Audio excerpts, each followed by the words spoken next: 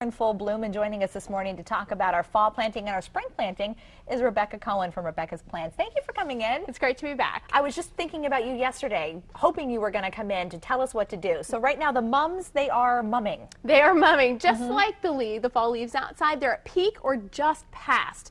So what I've got here are 3 looks for fall, all of which can be planted when the temperatures are in the 50s, so it's perfect for now. So along with the mums, I've paired it with some coral bells. And that's what's in front there. That's what's in front. You'll see the larger leaves, and it comes in lots of different colors.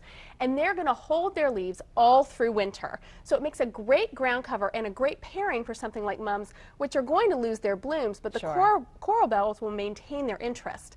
Now, along with the coral bells, I've got some ornamental grasses. This bunny grass here, it's a dwarf bunny grass.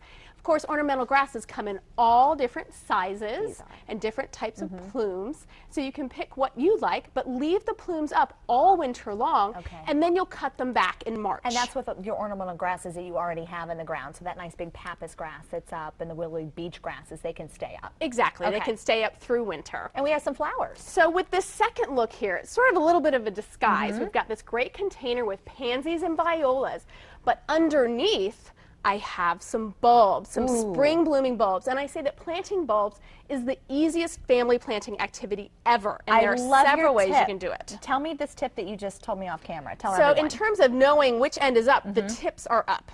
So some of them have a fuzzy root, some don't. Some have sort of an acorn. But you want to make sure that the tips are up. Pointy side up. Pointy side up. Now what I did in this container is I did several inches of soil. Then I put the largest bulbs on the bottom, fit them tightly.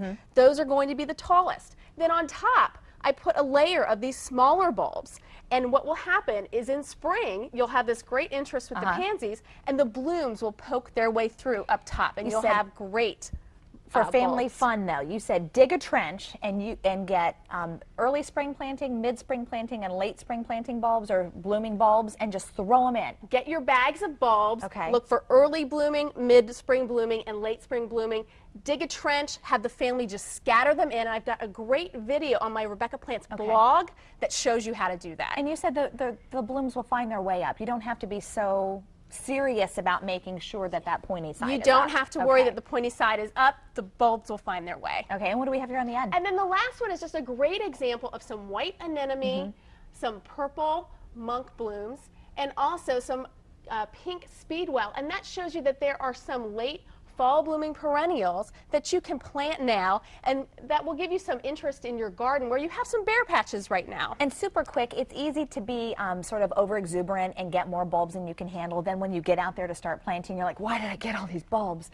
Do what you can handle. Do what you can handle, but you know what? The temperatures are dropping now. It's a great way to get some exercise as a family, and you'll have a whole lot of fun. All right, Rebecca Cohen, thank you so much from Rebecca's Plants, and please stay with us. John has another look at your weekend forecast when we come back.